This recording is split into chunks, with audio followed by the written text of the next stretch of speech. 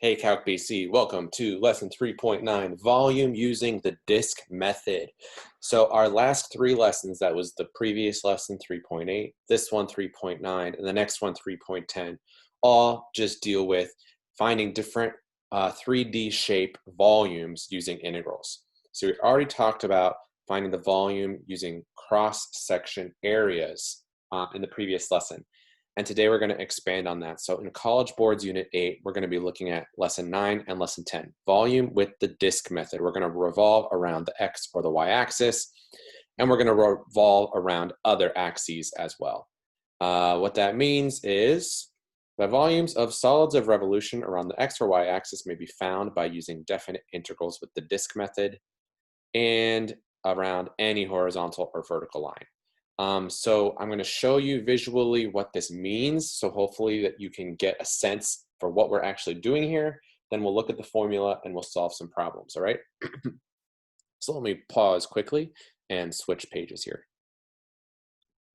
All right, so we're on the page now that we looked at in the previous lesson, where we looked at finding the volume of 3D shapes with known cross sections. And in that lesson, remember, we looked at the 2D region bounded by two curves as being the base of a solid, and the cross sections had a 2D shape with this line segment here as the base of the 2D shape, right? And we said that if we kind of extend this and look at all of the slices together, it makes some sort of a 3D solid, and we can find the volume using integrals. We're going to be doing something fairly similar today, but the beginning is different, right? So we're not going to be thinking of each slice as, you know, a 2D shape with a base in our region. Instead, we're going to be looking at revolving the 2D or the line segment. We're going to revolve it around an axis. So this is kind of what we're looking at here. This might be a little bit complex to start. Let me back up a second here. All right, so let's look at the left side here. We've got the graph of negative x squared plus 4. We're going to be trying to find out what happens if we revolve the region from 0 to 2 on the x-axis in this first quadrant. Revolve it around the x-axis. So you can see that if we look at this in a 3D way, and I start to inch this a little bit bigger, you can start to see that this solid is being formed. And what happens is, if I look at it from above, we've got this first quadrant chunk here, and we're revolving it about the x-axis. So think about that, it's going to be revolved. It's going to end up below the x-axis as a result and above. And if I kind of look at it from different angles, you can see we've got this 3D shape as a result that's kind of circular from a certain angle. And we just took that region and just kind of like revolved it. It's not continuously spinning, but it's making this 3D shape. I actually have some tools and wood representations of this too that I'm going to show you in real life models. So give me 1 second to switch the screen again. All right, so we have a rare instance where you get to see me full screen. So here I am. I've got this graph here. It's the same graph we were just looking at, negative x squared plus 4. I only graphed the first quadrant, and I have this piece of wood here that is going to exactly model that 2D space, right? And what we're doing is we're revolving this space about the x-axis like this. And when we do that, we are making a 3D solid that has a certain volume, and we're going to be able to find the volume. So I actually have my drill here, and I'm going to be showing you hopefully what this will look like. If I stick this in here. Okay. All right. So we've got this. Which way does this go? This way. Okay, let me switch hands. That's our shape right there. And if I start to revolve this, You can see that's what's going to be happening, okay?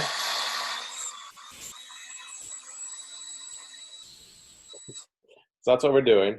Doesn't show up well this way, but that's the shape we're making. Okay, you can kind of see it there. Imagine that, okay? So the question becomes, how do we find this volume? And we're going to approach it similar to the way we did the cross sections, right? So think about one slice of this 2D shape. That slice is going to be the radius of a 2D circle that's represented for that one slice of the integral. So I've got, you know, my one slice here, and I'm going to show you how, if we just kind of think of that as being our first slice, if we just revolve that, it'll give us the area of one circle. And so I'm going to connect that now to the drill.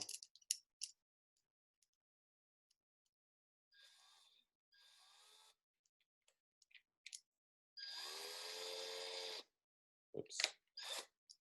Come on, connect properly. I'm clearly very good with these tools. Okay.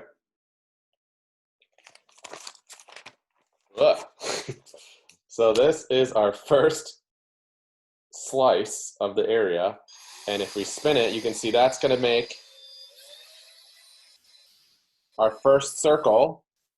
And if we take more and more slices, and you can tell the height is going to get smaller, that should be the radius of the circle that we're using, right? So it's going to look, again, somewhat similar to the previous formulas, but not exactly. So I'm going to switch over to the notes now, and we're going to see yet another representation of what this is really doing, and hopefully it'll make some more sense. So let me pause this. All right, so here's our actual notes. If we revolve a figure about a line, a solid of revolution is formed. The line is called the axis of revolution. The simplest such solid is a right circular cylinder or a disk. So let's say that we have this curve, that's our f of x, and we want to revolve the area under the curve about the x-axis.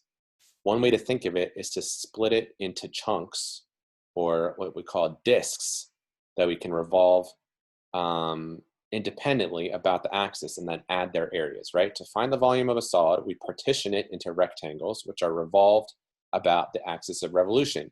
Each disk we can think of as a thin cylinder standing on its side. So think about this, that shaded in region right here. This is going to represent the disk as it's revolved about the axis. So the height of this initial disk becomes r of x, which is the radius of the cylinder, right? So the volume of a cylinder, first of all, is pi times r squared times h. So in our version, we're going to replace the r with r of x.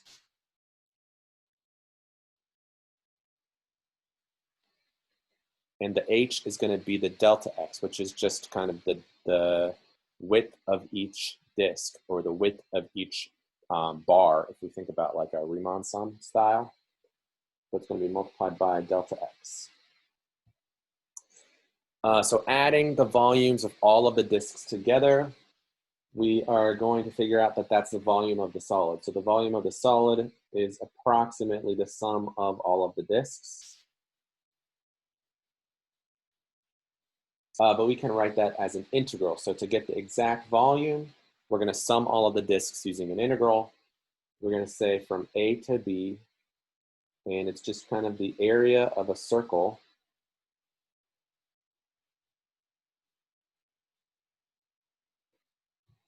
inside of our integral. So we have pi r squared times, you know, the height of each disk, which is represented by our dx in our integral, okay? Now, usually when we write this, we put the pi, since that's a constant, in front of the integral sign. So it's going to look like this.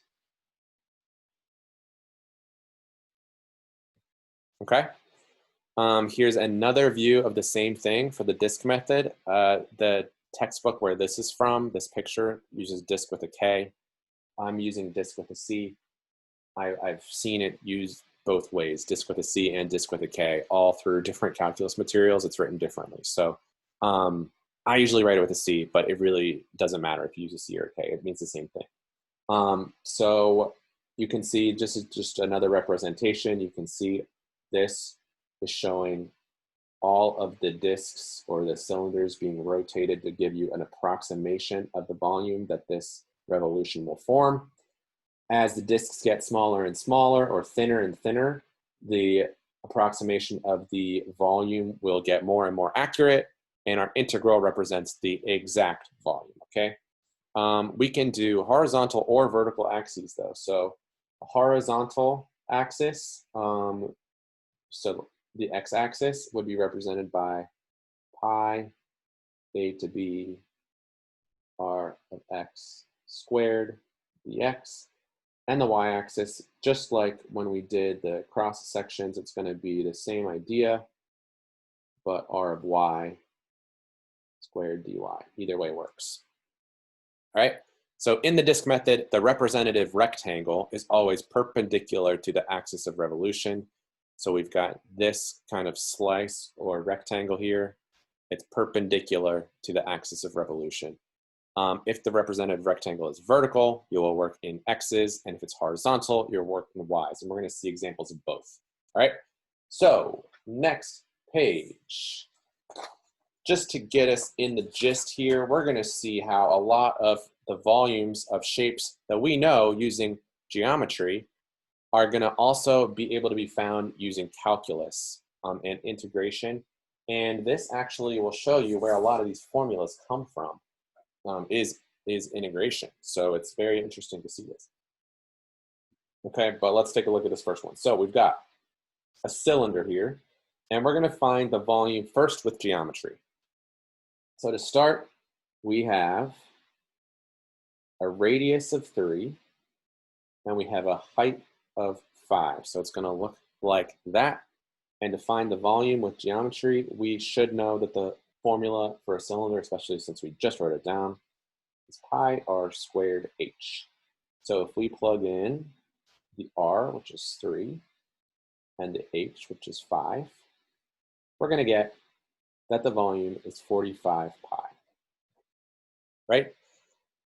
We can do slightly different work using calculus and integration and get, hopefully, the same answer. So let's take a look at this chart, or this coordinate plane over here. We've got the function f of x equals 3. It's this straight line right here. And you can see that that's representing the radius of this cylinder. So we're going to go to 5 and draw a vertical line there to show that that's where that region's stopping. And what we're going to be doing through our work today in this question is revolving that region around the x-axis. So what's going to be happening is it's going to end up revolving to down here like this, and I'm going to show you approximately a 3D representation is going to look like this.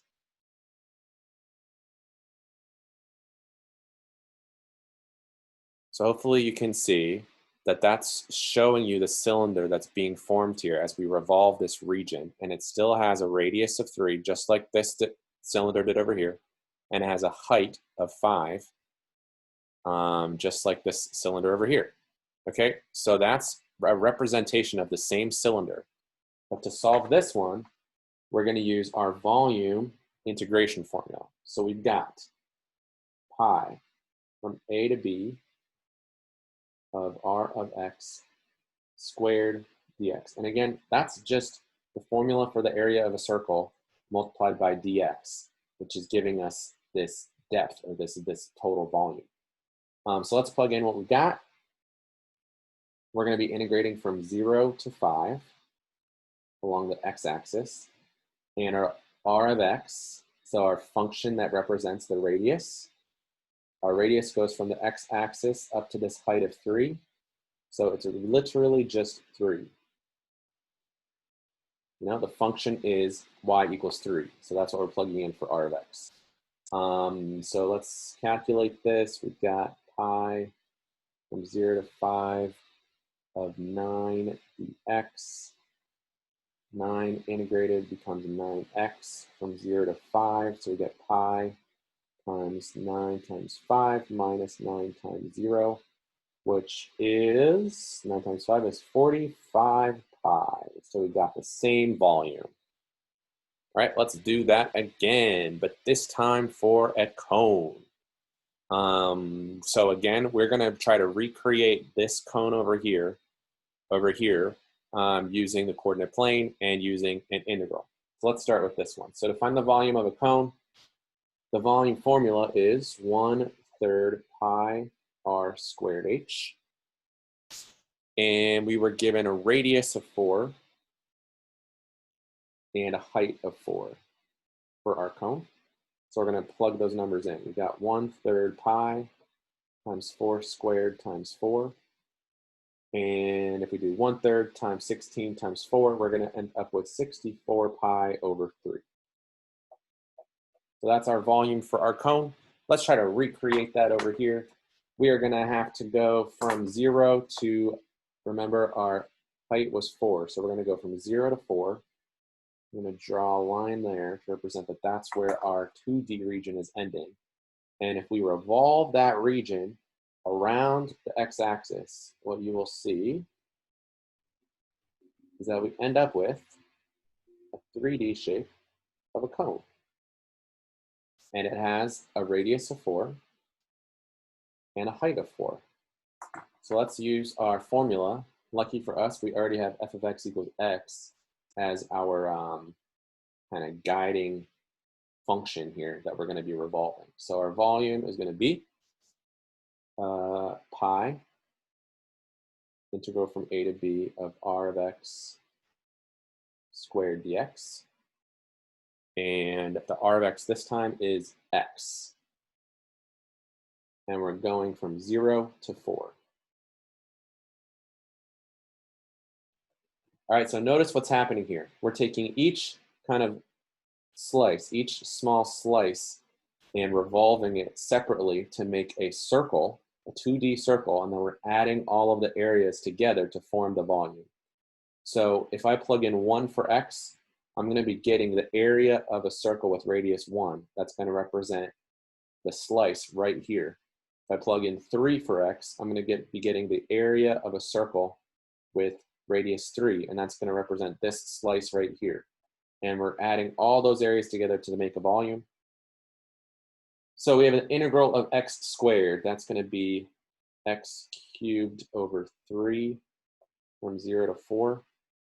So we end up with pi times 4 cubed over 3 minus 0 cubed over 3, which is going to give us 64 pi over 3. And look at that. We got the same volume as we did using the volume of a cone formula, which is good news. All right, we got 2 more of these. So let's go. The next one is also a cone, but shaped slightly differently. We've got a height of 4, but this time we only have a radius of 2. So to adjust for this, to account for this, we're using a different function, right? We care about kind of the top bound of our initial 2D area up here. So we're going to use 1/2 x instead of x. We still can use the same formula for the volume over here. And so we're going to plug in 2 for the radius and 4 for the height. And we're going to get 16 pi over 3. Notice that even though we halved the radius, it didn't make our volume just halve, right? Because that part is squared. But anyway, so let's see if we can match that over here. Again, we're going to chop it off at 4. So that's our 2D triangle here that we're going to be revolving. It's going to end up looking like this, right? So that's our cone that's representative of this region over here. To use the integral, it's going to be the same formula as always, pi times the integral from a to b of r of x squared dx. And so we'll have pi, the area, or the integral is going to be from 0 to 4. And then what's our r of x this time? It's 1/2 x. And notice that this time, the radius at any given x value is represented by 1/2 x, right? So if we're looking at this point right here as an x value of 2, 1/2 of 2 is 1. So 1 is the radius of the sliced circle that we're going to be using here.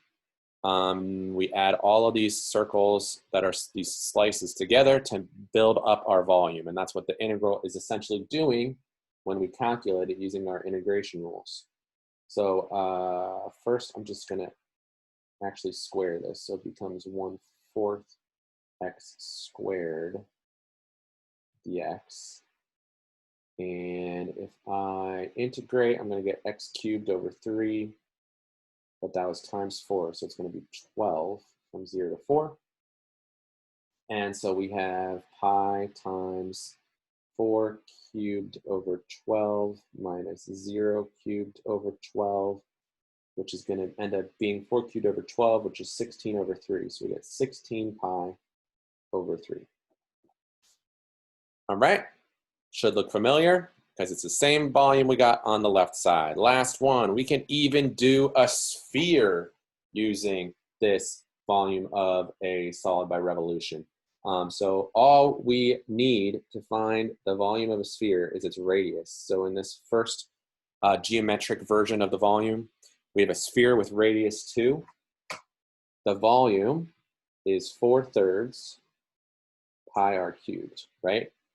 Now, I like to tell a story about the volume of a sphere, and you might remember this if you had me for honors pre-calc, but way back in college, let's see, which movie was this? Okay, so I was taking physics in college, and on our physics final, we had to use the volume formula for the volume of a sphere, and it wasn't provided, and I hadn't memorized it, or at least I forgot it in the moment, and I used 1/3 pi r cubed, mixing it up with the cone.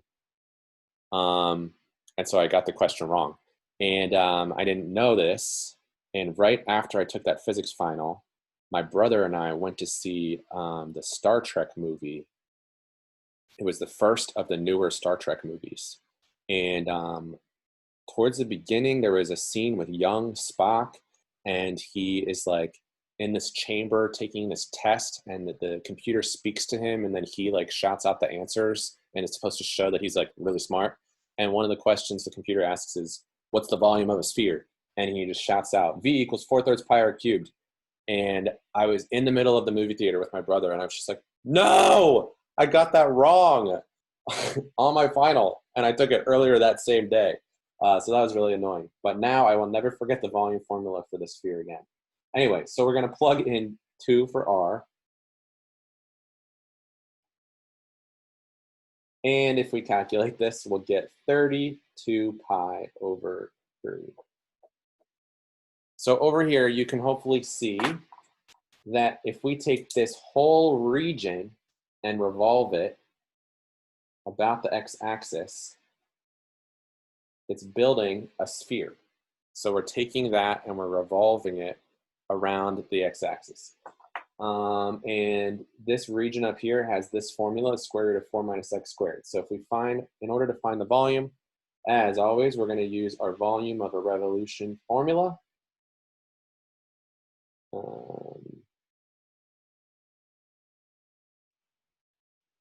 We're going to plug in this as our r of x. And this time we're going from -2 to 2 on the x-axis.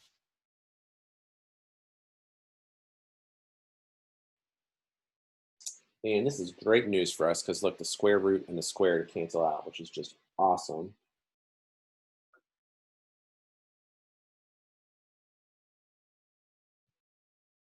And we can start to integrate. We'll end up with 4x minus x cubed over 3 from -2 to 2.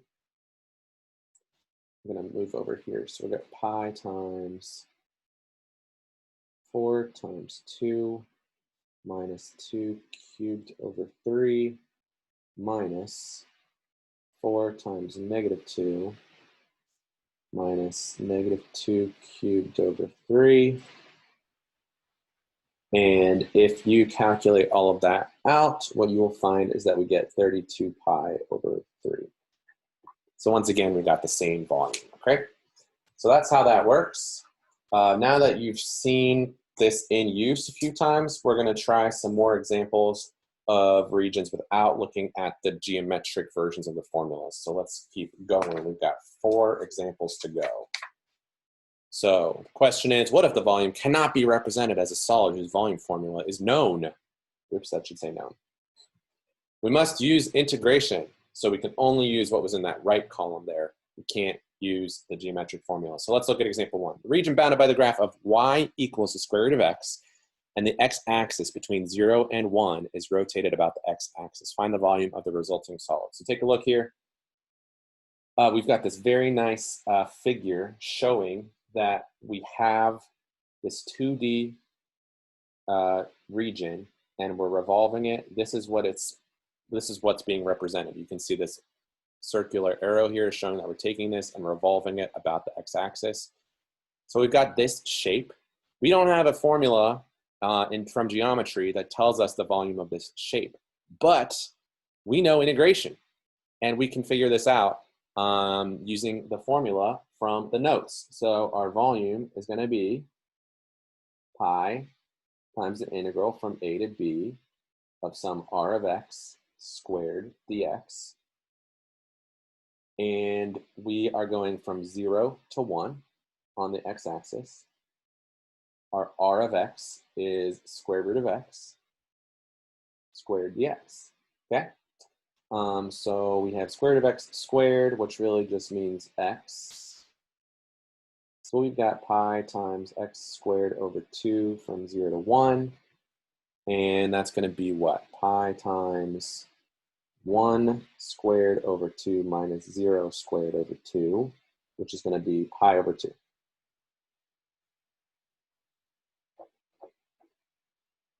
And that's our volume. So that's the volume of this 3D shape that was formed by the revolution. Okay, let's keep going. Example 2. We've done several of these using the initial formula by now. So let's try something a little bit different.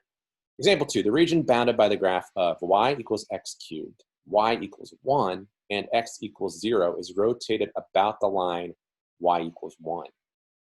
Find the volume of the resulting solid. So this question is saying, what if we revolve about something that isn't the x-axis? So what if we revolve instead about this line y equals 1?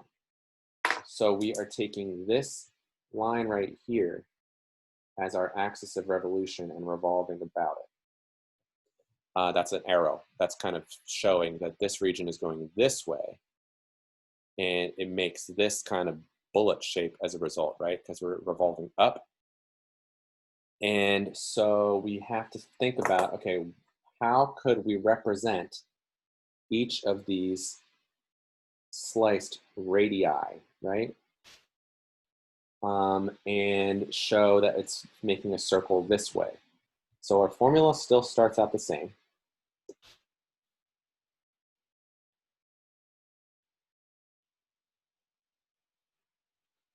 And we got to think about, okay, what do we do to get our radius? The radius isn't just x cubed, right? X cubed is this curve right here, but x cubed would be giving us kind of the line segments down here from the x-axis up to x cubed.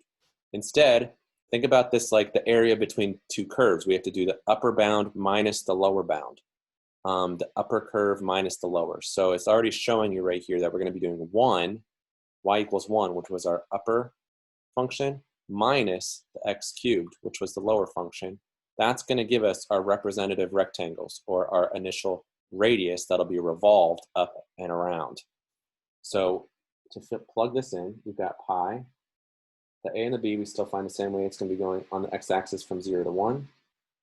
What our r of x is now 1 minus the x cubed. And that is still squared. Okay, so we just got to think about the upper minus the lower. It doesn't really matter if the axis of revolution is above or below this region. We always do the upper minus the lower to get our radius. All right, so let's keep going then. So we're going to try to do this by hand. And we're not going to be able to do U substitution because I don't have another x term anywhere inside this integral. So I'm actually going to FOIL 1 minus x cubed times 1 minus x cubed. Maybe I'll write that out right here so that I can see what I'm doing.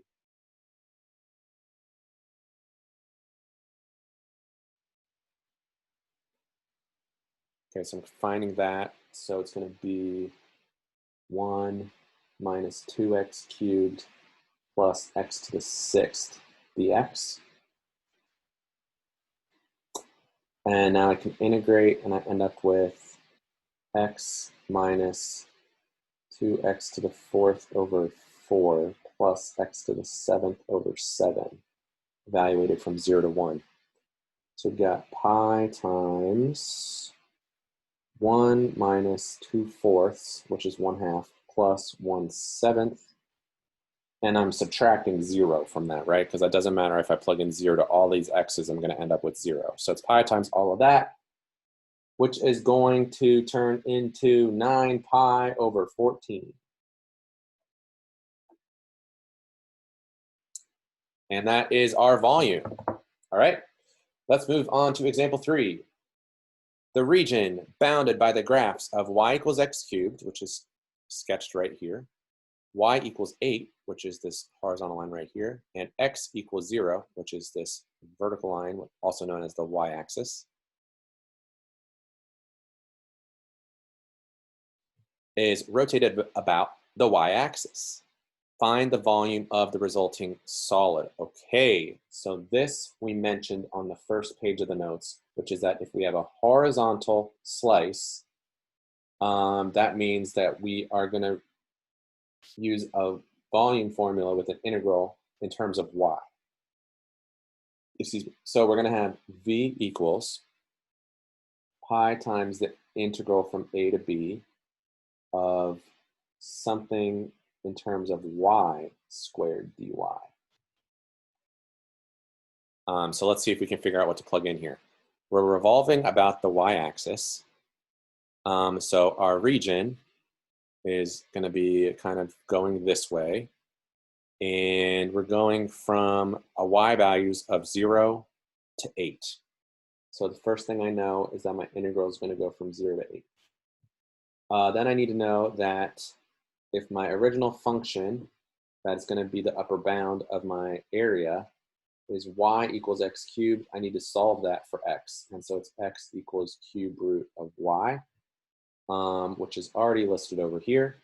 And that's going to give us the height of each radius that's going to be revolved, right? So think about that distance right there becomes the radius of this sliced 2D circle.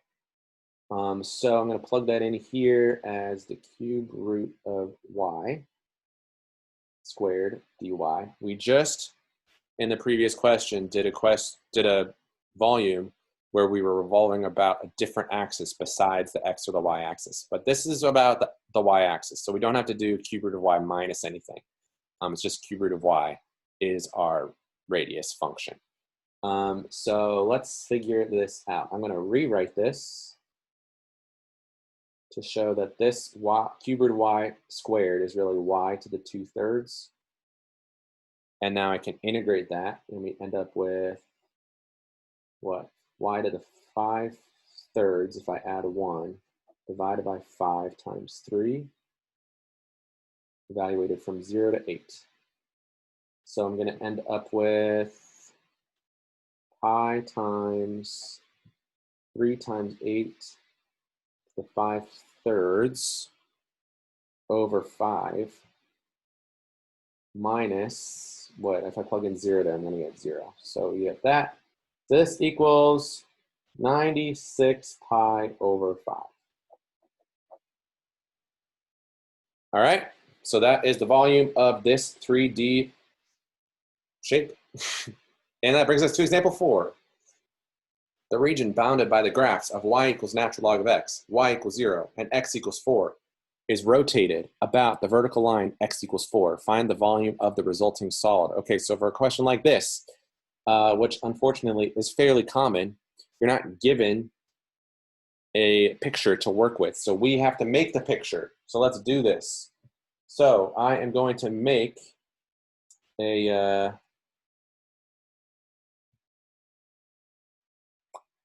x and y axis here. And let's see, we're going to x equals 4. So I know I've got to do this vertical line right here.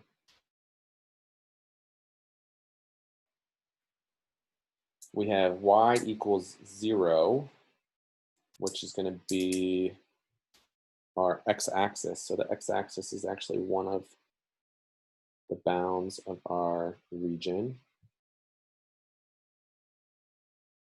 And then we have y equals natural log of x. Okay, so maybe I don't have that function memorized.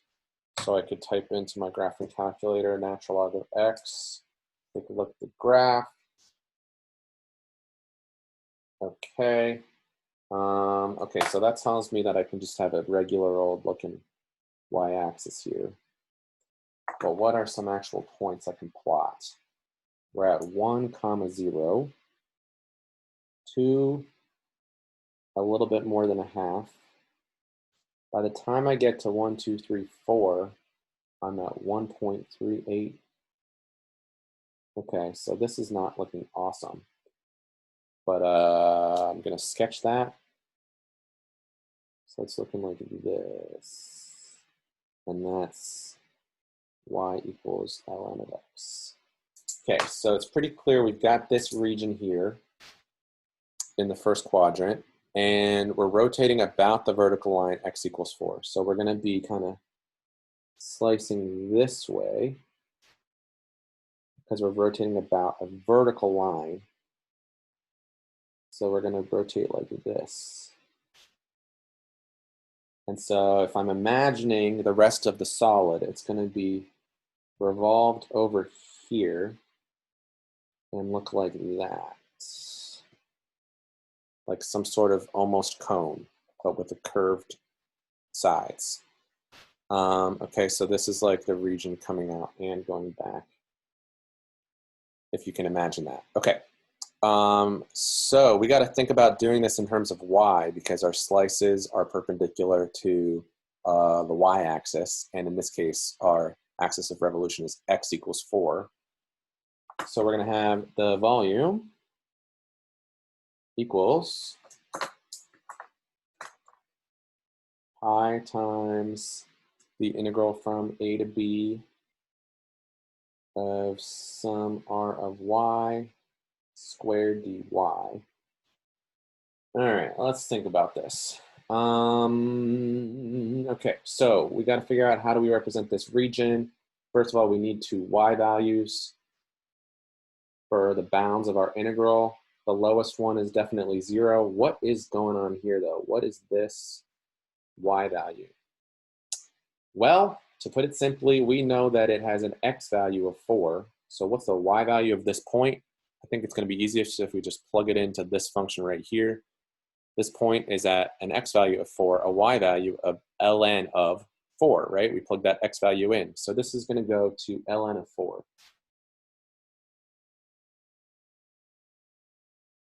So we're going from 0 to natural log of 4.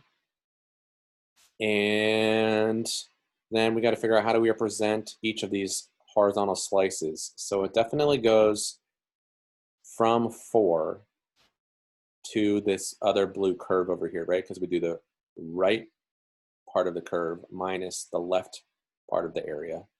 Right minus left whenever we're going in terms of y. So it's going to be 4 minus something. But we need to know y equals natural log of x solved for x. So the question is, how do we get this to be x equals? You got to remember your properties of exponential and logarithmic functions to know that the opposite of a natural log is e to a power, right? So we're going to exponentiate each side of this. We do e to the y equals e to the ln x. And e to the ln x just means x. So we get x equals e to the y. So this function, another way of writing y equals natural log of x is to say x equals e to the y. So this curve is also representative of x equals e to the y, and that's solved for x. So we know that we can plug that in here like this. So we have 4 minus e to the y. That has to be squared. And each one of those slices is 4 minus whatever e to the y is, which is this part. And that's going to give you the area of each representative slice or circle that will be added together to make this volume. Now, I'm going to just type this into the calculator to get an approximate answer because I do not want to try to do this by hand. You could, but I'm going to skip that to show you that you can also use this to approximate volume. You're going to type that into the calculator just like normal, and I'm going to get 17.846, and that's a volume. So you could write units cubed. You could write units cubed for all of the questions in this lesson. But there you go. So that's your volume. I rounded to 3 decimal places like we want to get used to always doing in AP Calculus. And that's how you do it. Okay, so you saw some examples that were revolving about the x-axis, revolving about a horizontal line, revolving about the y-axis, and revolving about a different vertical line. So hopefully that made sense. Go ahead and try the practice problems. And as always, let me know if you have any questions. Thank you very much for watching. Have a great day.